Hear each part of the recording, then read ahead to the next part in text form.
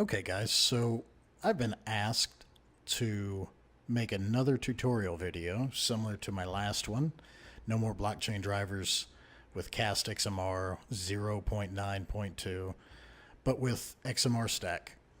And I wanted to go ahead and do a video with the newest version. I figured I could walk through the XMR-Stak setup and compiling it for the first time, because this version is different. If you've used XMR-Stak in the past, this version is different. The config file is different, and the setup when you go to compile it for the first time is different. So I want to go through that, also using JJ's hash rate monitor. Okay, so let's go ahead and get started. The host machine that we're going to be working on today is a 5-card Vega 56, and one of the cards has had its BIOS flashed to 64. That's generally not a big problem. You can work around that in the settings. From my experience, the only thing that flashing the 56s over to the 64 BIOS does is raise the clock rate, which doesn't necessarily mean in all cases that you're going to get better performance. It's still a 56. It might run at a higher clock rate, but the hash rate is still very similar. Now, if you can get another 25 hash and that's really what you're looking for, or another 50 hash maybe, with the higher clock rates, then I say go for it. Personally, my objective is to keep the machine running as long as possible without intervention, and that's what I would like to teach you guys. Alright, so the first thing that we're going to do is download the new programs. I'm going to try to make this as simple as I can, and in-depth enough, hopefully, that someone who has went through this process before can still follow along and maybe pick up something they may have missed or haven't quite thought of. But the first thing we want to do is we want to go grab the new XMR-Stak. Simply type into a search XMR-Stak download, and you're going to see here releases Fierce UK XMR-Stak from GitHub. We're going to go ahead and click on it. Alright, as you can see, released this 3 days ago. This is the latest and greatest, 2.4.3. I'm going to go ahead and download that.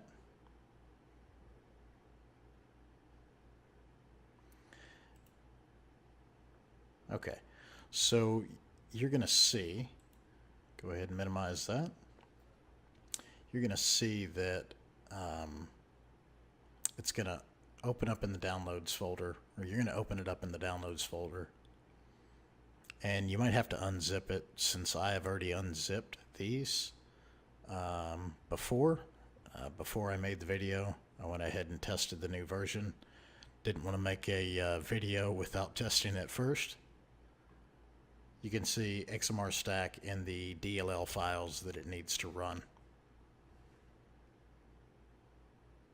Alright, let's go ahead and extract all of the files. So double left click on the XMR-Stak. It's going to ask you if you want to extract or run. You're going to hit extract all. And you can see here it's telling me, or it's asking me, where I want to place the extracted files. I'm going to go ahead and put this on my desktop. Put it wherever you want. And then I'm going to extract the files. Okay. Alright, let's go ahead and close that out. Minimize that. And you can see up here is our new XMR-Stak Win64. Alright, let's go ahead and close this, or open it, sorry. Alright, so the first time we're going to run this, it's going to do what's called a compiling of the program. So you're going to click on it, and you might run into this. If you see this, obviously this is a Windows 10 machine that I'm on. You can whitelist the program in Windows Defender. It's a little outside of the scope of this particular video. There's other videos on YouTube that discuss this in pretty good detail, so I'm not going to go through it. For right now, I'm just going to click More Info, and then I'm going to click Run Anyway. Alright, so if you're familiar with XMR-Stak, this is already different to you. It's asking us if you want to use the HTTP interface. And I do. I like using it from time to time. I'm going to go ahead and set it up. You can set it up as a random port, but for this video, I'm going to put it at 900. That's the port that it's going to listen on. Okay, that's a local 127 port that it's going to listen on the loopback for the NIC. So it's not going out over the internet. It's actually using your computer in the browser session is local. Port 900, you can put it to whatever you want. Press enter. Now here's the big difference, guys. The old version, it would state, would you like to run Aeon or Monero? This guy gives you a full list. So what we're going to set up is Monero version 7. If you're doing Electroneum or one of the older Crytonight algorithms, Light V7, Crytonight V7, just put that in. Or Sumo Coin, Carbo, any of those. This is all the same process. Graphed. Alright, so for this, we're going to put in Monero 7. Because that's what we're going to mine. Alright, pool address. So for this demonstration, we're going to go to hash vault. You can use whatever pool that you're comfortable with, whatever pool that you normally use. Doesn't matter.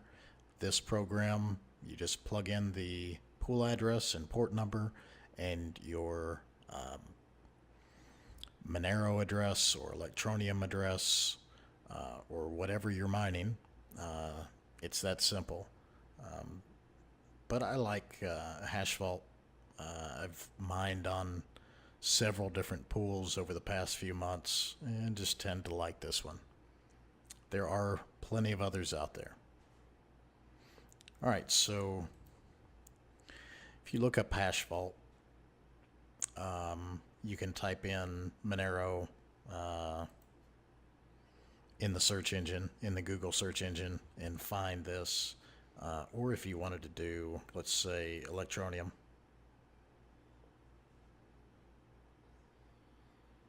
Just click on it, and all of these look the same. The menu on the left is the same no matter what coin you're wanting to mine.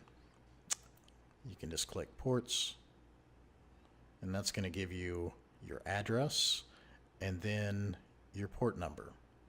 Okay, let's go back to Monero.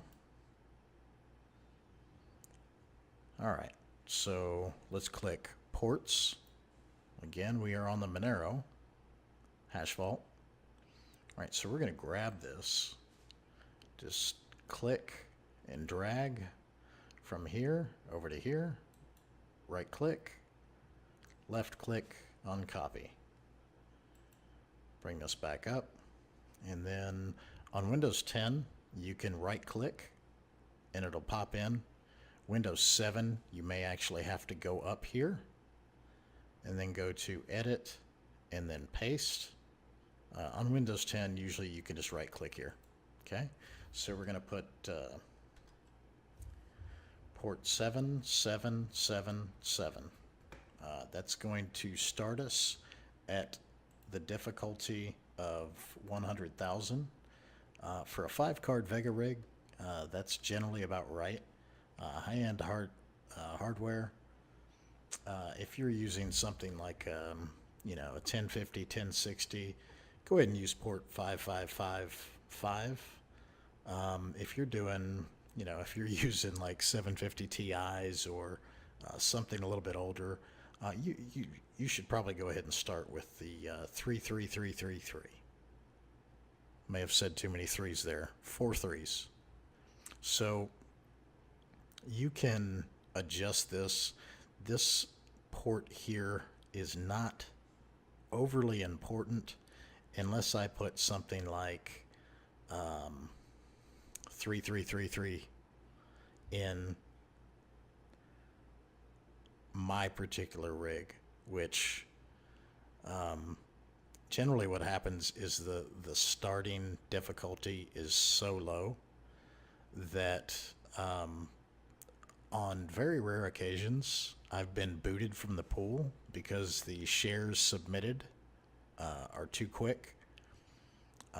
Generally that doesn't happen, but I have had it happen to me before by putting the wrong port in.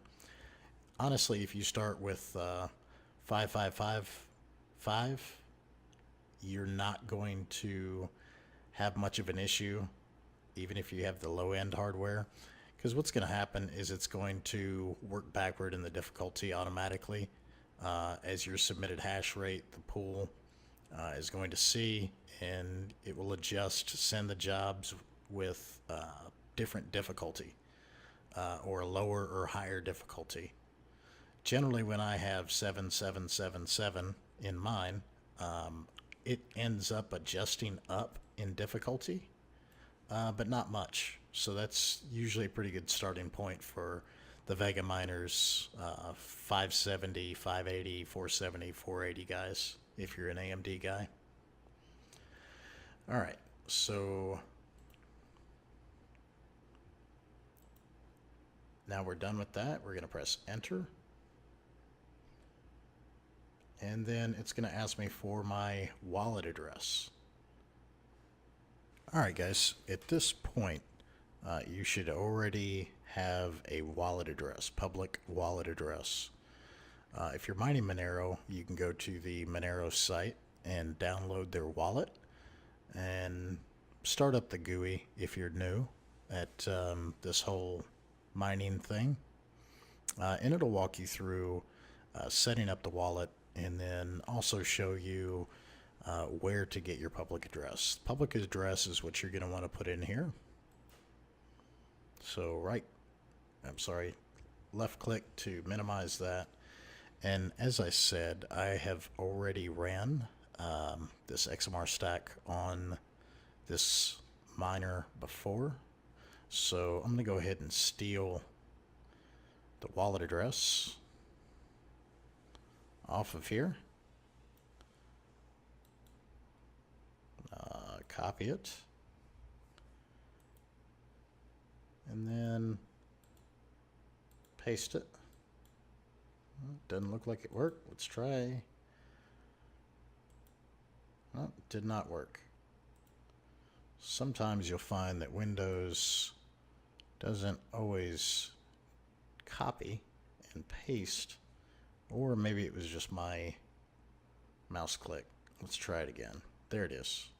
Okay, so now the wallet address is in. We're going to press enter. Password for a pool. This depends on the pool that you're running. Some passwords will flat out not accept a password. Some do. I'm just going to call this guy Miner2. Enter. Rig identifier, again, this is pool specific. For this particular pool, I'm going to just press enter again to click through. Does this pool support TLS SSL? TLS SSL is a protocol, a encryption protocol. We're not really worried about that, so no. Enter. Do you want to use NiceHash in this pool? No, thank you. Use multiple pools. For this demonstration, we're going to say no. All right, now it is compiling the code right now. Pool logged in. So let's go ahead and close that out.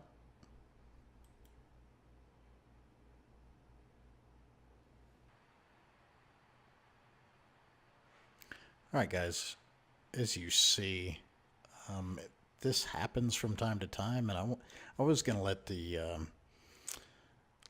let the miner go ahead and reboot and come back up and bring everything back up, but I wanted to show you what actually happens.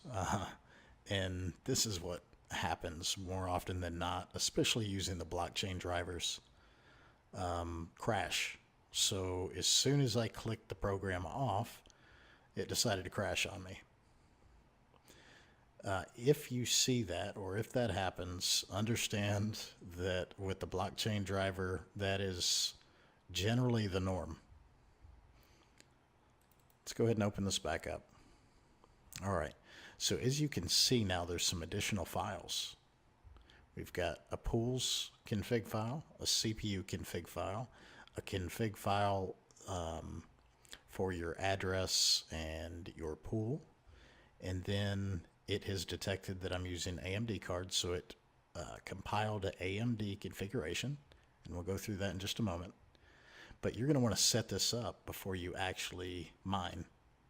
All right, so let's look at the CPU file. I'm using a quad-core i3 8100 processor on a Z370 board, and I generally can mine 40, 50, 60 additional hash per thread. I never use the full 4 threads because I want one thread to be able to run all the other processes while the computer is mining, or while the rest of the CPU is mining. You still have something to run the rest of the computer. It auto-populates this. So if you wanted to add a 4th thread, you could simply copy and paste this on the line below, and then change that 2 to a 3. So it'd be 0, 1, 2, 3. Guys, I do not recommend doing this. You might even want to run 2 threads. I generally don't have a problem running 3. And again, if you've got a single core or a dual core CPU, you can only use 1 thread. So you would erase all of this if it had, misidentified the processor, which I've never seen happen, and you would only have this 1 thread. All right, so 0, 1, 2, that's 3 threads. Let's close that out. Let's go to the config file. All right, so these are some settings that you can go through to change large page support. If this is the first time you've ever run XMR-Stak and you're brand new to mining, there are several videos already. And again, I don't want to beat a dead horse. The process is exactly the same. Here are the instructions for adding large page support. This is very effective when you are CPU mining, but it shows you exactly how to do this, so there's no reason for me to go over this. All right. As you see, not much to it. That port 900 that I entered earlier, you can read through this. This is a different config file than the last from the previous versions. We're not concerned with too much in there, but we are concerned with this guy, the AMD, this file. So we've opened it up, and this is going to talk about the amount of memory, compute units, and index numbers. Those are really important. All right, as you can see here, the default config will only compile for 1 thread. On these Vega 56s and 64s, in the Frontier Edition, you can run 2 threads. So right now there is 1 thread per card. Card 1, card 2, card 3, card 4, and card 5. All right, so I already know the settings that these cards will run. because this miner has been put together for about 2.5 to 3 months. I know that all of these cards will run with a thread intensity of 1932. All right, so here's what we want to do to add an additional thread. And again, a lot of videos, Geek Mark does a lot of great videos that show how to do this. We're going to copy all that, and then we're just going to paste it. Okay, so now you can see index, which is actually the card, 0, now has index 0 and index 0 running at an intensity 1932. That's 2 threads. Generally speaking, you're not going to have to mess with too much else in this config file. Work size 8 tends to always work. Fin to CPU, false. There are certain situations where you might need to adjust these values, but generally speaking, right out of the box, so to speak, with the automatically compiled settings, generally they work pretty good. Same thing up here, memory 3920. There's a lot of debate on the forums, and people have messed with these and got a little better performance out of the card. But again, if I'm running 1,000 miles an hour and I have to restart the thing 4 times a day, it does me absolutely no good to get an additional 50 hash or 75 hash out of every card. I would rather it run a little slower and steady, because in the long run, that's the key to mining. All right, so now that we've put that second thread in the first card, we're going to do the same thing for all of our other cards. I'm going to go ahead and put in the intensity values.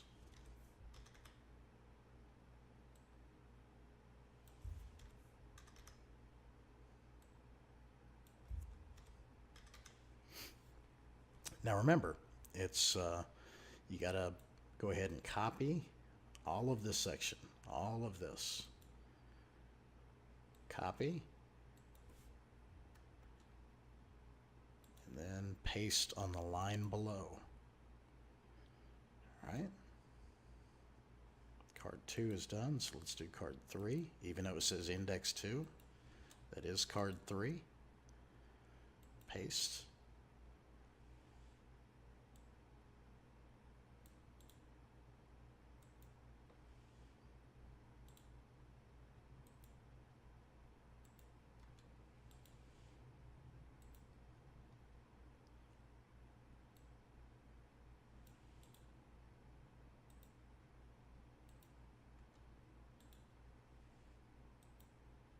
All right.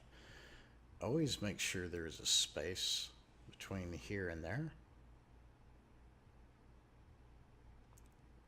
Platform 0. Platform index 0. There may be a need sometimes to change this. Sometimes I've had the program stop running and I've toggled this to 1 and it started working. Maybe that was just a bug in an older version, but generally if you're using AMD or Intel, you're going to have a platform index of 0. All right, so as you can see, 2 threads for every card. All right, so really important here, guys, make sure you save the file. You can go ahead and close that out. All right, so the next thing we want to do is open up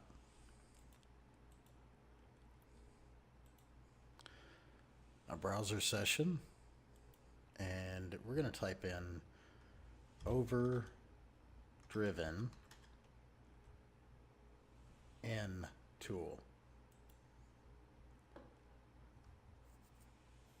All right. So if we go to formsguru3d.com, scroll down, and let's click on drive.google.com if you'd like to use a mirror at ZippyShare or Dropbox, go right ahead. You can see his change logs here. Excellent tool. Really happy that somebody took the time to put this together. This really helps if you've got the blockchain driver. Back in the old days, this was your only option, as Wattman didn't work very well,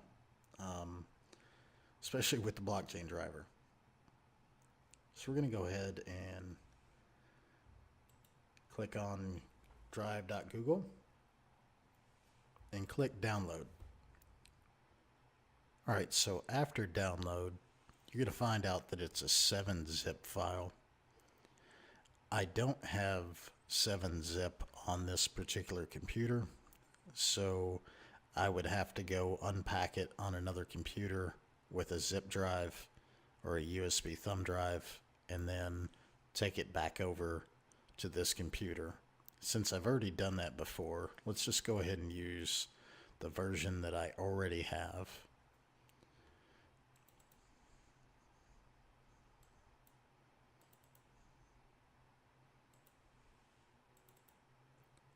Alright, so you're going to notice there's going to be two files.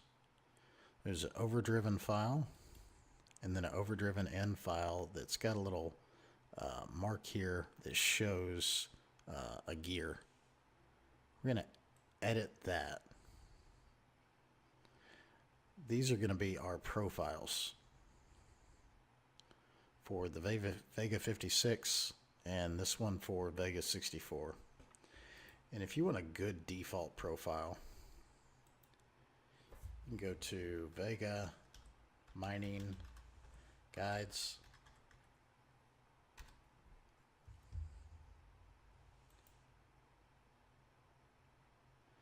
And Tune Overclock.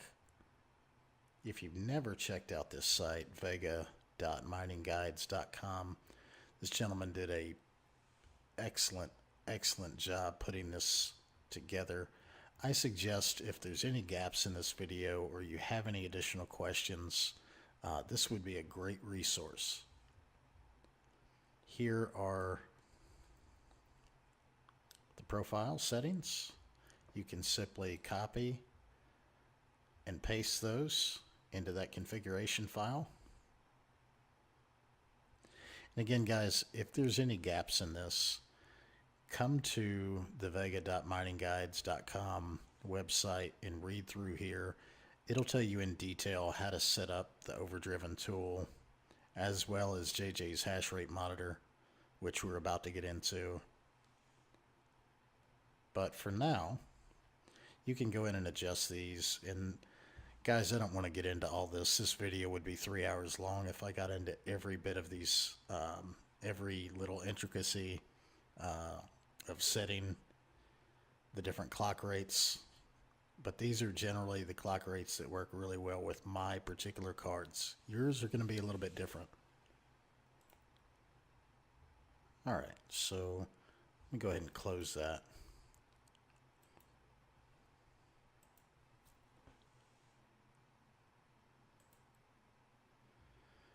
All right. The next one you're going to see is a bat file, run overdriven end tool. You're going to have to create this, and again, if you go to the guide, it will explain how to do all of this stuff. This is a simple text file. This is what it actually executes. And again, that guide will show you how to do this, but overdriven n tool.exe and -r1 -r2 3 4 5 for how many ever cards you have. You can see that I'm mistaken what I said in at the very start of the video, where one of the cards was flashed to a 64. It looks like it's been a while since I've messed with this miner, since it stays up and runs so good. But it looks like there's 3 cards here that have a 64 BIOS flash. but basically this tells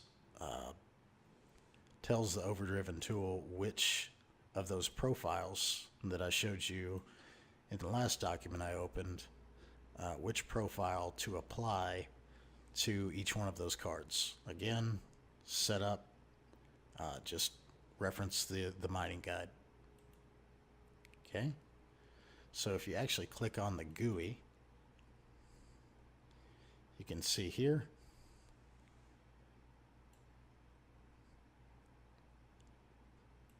you can manually load card 1. Let's go back and look at this.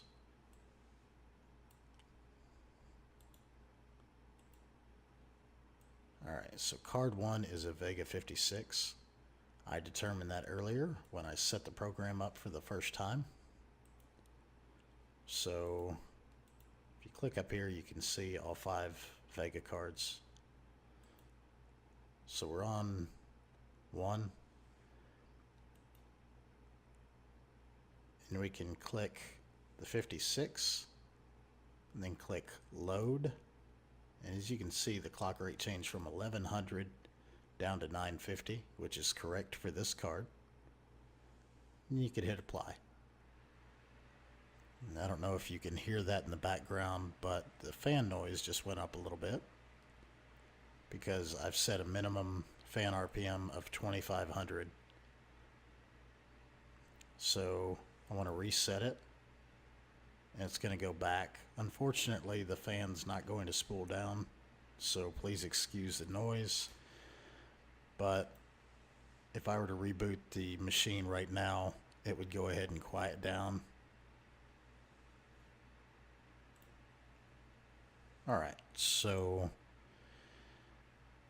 what we're going to do, the third piece here, is JJ's hash rate monitor. Now, this is an older version. He has a newer version out that has a considerable amount of additional features. But for this rig, when I set this up, this was what was available, and this is just what I've stuck with because it works. You can simply open up a browser, or you can actually go here, and somewhere in this guide, I'd have to fumble around and look through here.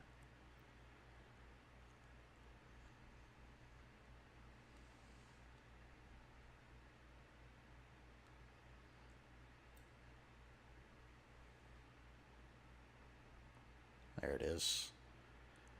Download and configure JJ's Precious Garden. That is the newest version. If you wanted to, you can click here. If you're using XMR-Stak version 2.3, click here. We're on a newer version. I'm not certain that it has an issue. I'm still using the older version, and I was mining earlier on the older version of JJ's hash rate monitor. Not the Precious Garden, but the older JJ's.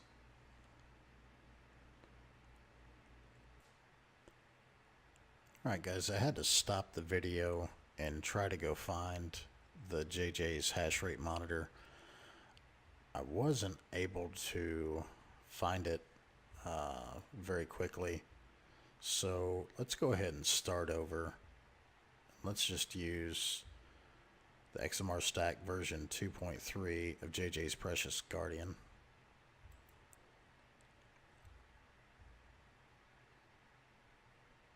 I'm going to go ahead and download this.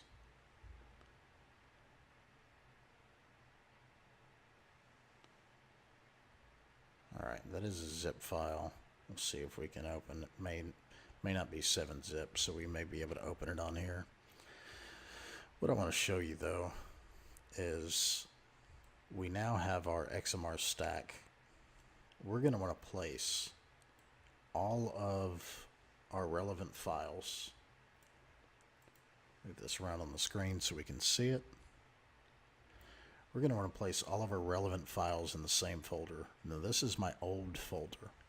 So I'm going to take OverdriveNTool, GUI. We're going to take the bat file that we created. Again, in the mining guide, it'll show you how to do that. And we're going to transfer the settings file over, the profile. There we go. Didn't want to forget that step. That is very important. You've got to make sure all of these files are in your XMR-Stak folder. Otherwise, won't be able to find them because it is set to look for the file in the XMR-Stak folder. So we're going to go ahead and close this out. We've got everything we need out of it. We're going to go to downloads. And we're going to see here Precious Guardian. All right. So if you go back here,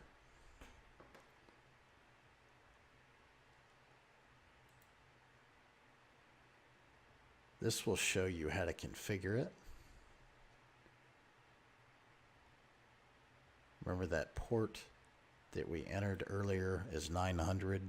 Again, you can put it whatever you want. You've just got to make sure as we set this up that we've got to make sure that the numbers match. All right, so let's go ahead and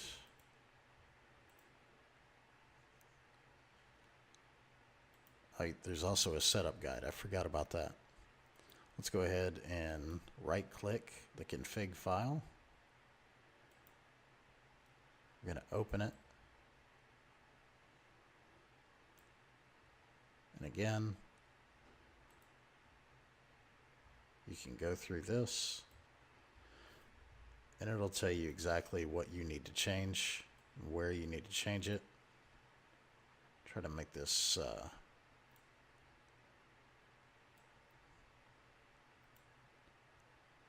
small enough to where we can use the guide and set it up together. Been a little while since I've went through this. All right, in the guide, tells you, scroll down a few lines until you see this, and we can see it right here. Now remember, that's got to match whatever port number you put in to the XMR-Stak file. So we're going to press 900 for 900. Scroll down 10 lines and you'll see HDiff. Basically, a hash rate difference is the amount of hash rate that the program will allow before restarting the miner. Since I've got 5 cards, generally I do about 100 hash per card. So I put in HDiff of 500. Again, you can adjust these settings to your liking or whatever you see. It actually explains what I just told you right here. Number 3. All right. So OverdriveNTool. Now what this is going to do, let's scroll down to it. You can set this as another parameter that will, there's actually several parameters. If you read through all this, the timeout, the stack stable, how long before it starts monitoring. Most of the default settings work pretty good. Minimum hash rate, this is a 5-card rig, so I'm going to say if it gets below 9,000 hashes per second, I want to go ahead and restart the miner.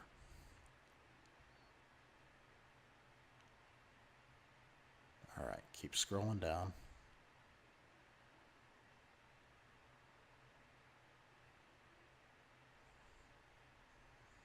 All right, so now you see here, Start Video Card Management Tools, Start Video Card Management Tools Definitions, VidTool 1, VidTool 2, VidTool 3.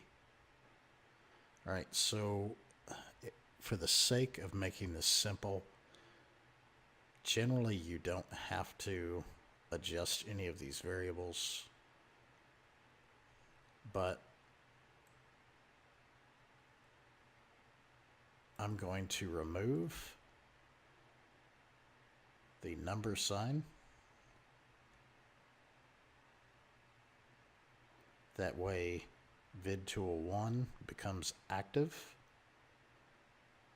This basically says in the script, hey, don't read me. We want to go ahead and take that out so that it does read this line of text and executes this. You see this OverdrivenNTool.exe R1 P1 Vega 64. We need to change that because we've got a 5-card rig. This is set up for just one rig. So what this program actually does is resets all of your video cards for the blockchain driver. It will disable and re-enable them, which allows you to get the full hash rate of the card. But then it will also apply the overclock settings automatically. So here's what we need to do. I'm going to go ahead and close that out or minimize it. And we are going to go back to the OverdrivenTool. And we're going to copy and paste this entire section right here. Make sure you don't overwrite the parentheses. All right, there. So let's go ahead and save this file. And we're going to put it on the desktop for right now.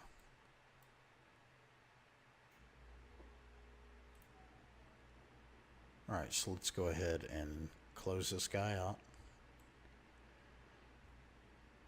Bring this over a little bit. All right, so now that we've already saved this, save it again just to be sure. I'm going to go ahead and close it out. Bring this over here.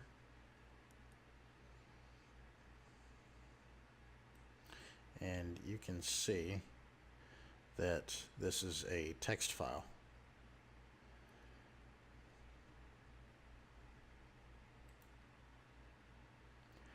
All right, so we're going to delete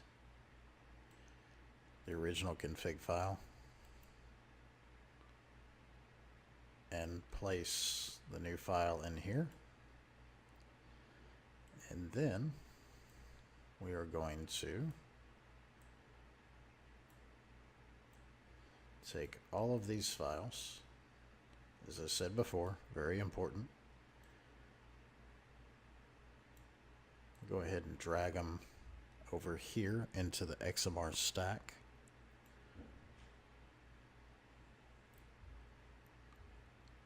All right, so let's go ahead and close this out.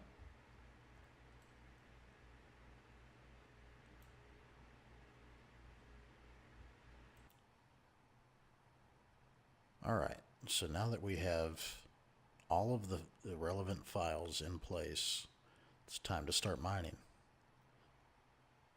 All right, so let's go ahead and right-click Precious Guardian. We're going to go to Properties, Compatibility, and then we're going to put Run this program as administrator. Click Apply. Okay. Now we're going to click Precious Guardian, double click, double left click. All right. And now it's going to run through the script.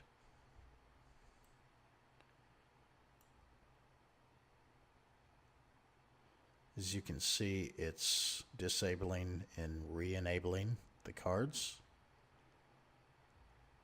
one at a time.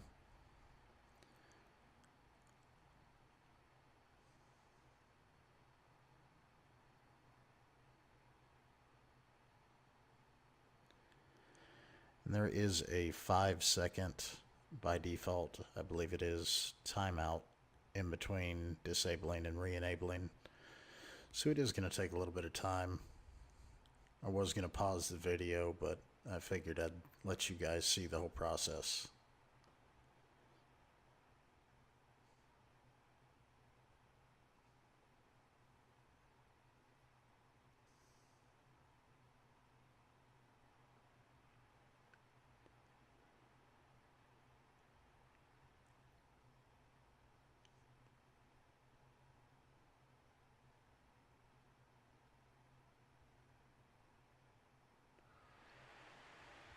As you can probably hear in the background, it just activated all of the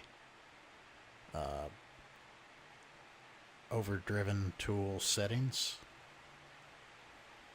So you can actually hear it running in the background. Got a little louder. There you go, guys. We're now mining at 9,800 hashes per second. If you want to see it, you can actually open this up.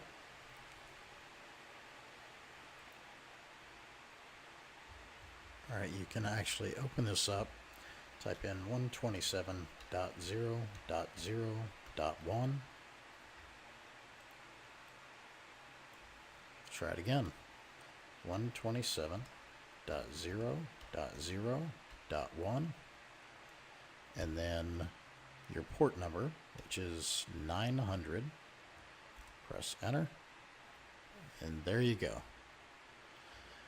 Using the local loopback port 900, you can now monitor. See the hash rate, the results. So far I've had 26 good results. Connection shows the pool that it's currently going to. And I did want to go over that really quick.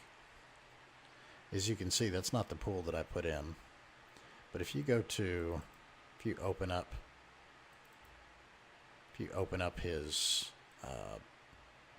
guide, he actually explains that for 5 minutes the card is going to run, or the miner is going to run and basically mine to his address, kind of a developer fee.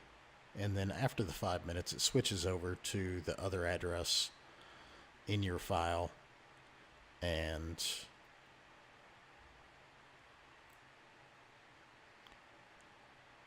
to be honest, this is honestly kind of fair. The guy's done a tremendous amount of work, made this awesome program for the mining community. I don't mind at all letting my rig run for 5 minutes. That's, if every time I have to restart it, it runs for 5 minutes for him and then the rest of the time for me, it doesn't hurt my feelings a bit. Quite frankly, if he weren't to do this, he probably wouldn't get very many donations. So like I said, I don't mind a bit. If this bothers you, maybe this is a program that you don't want to use. But quite frankly, with the blockchain drivers and the general instability of the blockchain drivers, and the fact that this program will monitor everything for you and restart the program, it's a heck of a deal. Alright, so that's it, guys. So we are now mining. Looks to be a pretty significant hash rate. Current hash rate 9832. Go back to our browser session. Look at the hash rate. And we can see each one of the threads on each one of the cards. Thread ID 10, 11, and 12. That is our CPU. So the CPU is adding almost 150 extra hash So we're looking at right around 9600 hash, 9550 with just the 5 cards running. Again, you could probably further optimize this, but in my experience with these programs, this is generally the most stable, and I'm going to leave it the way it is because this thing will run non-stop and I never have to worry about it.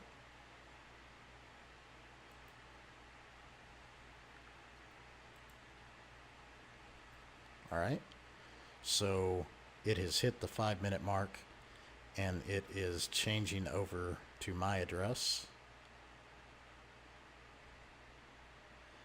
If we wanted to wait, you know, another 85 seconds, we could do that. But as you can see, the program's running.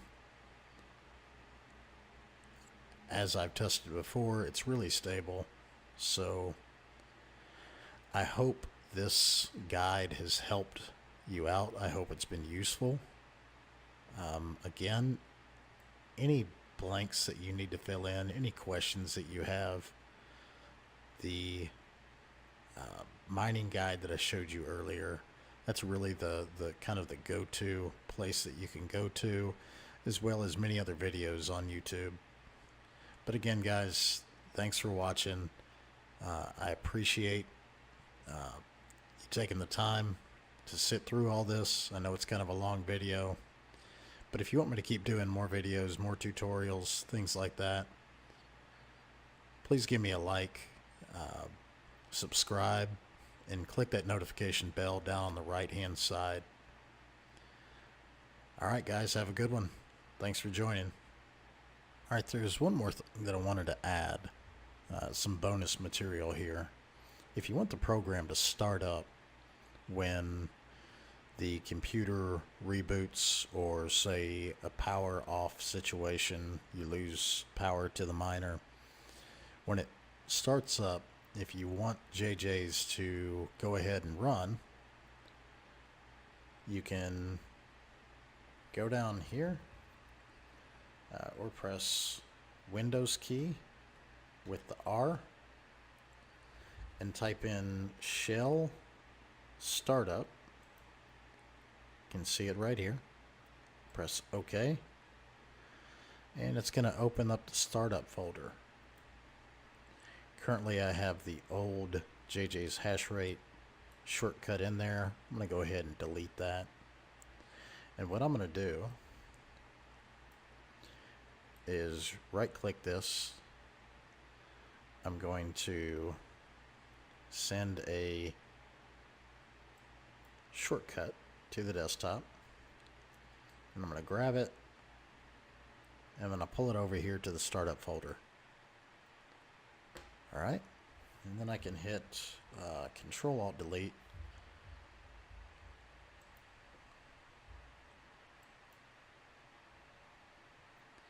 Go over to Startup.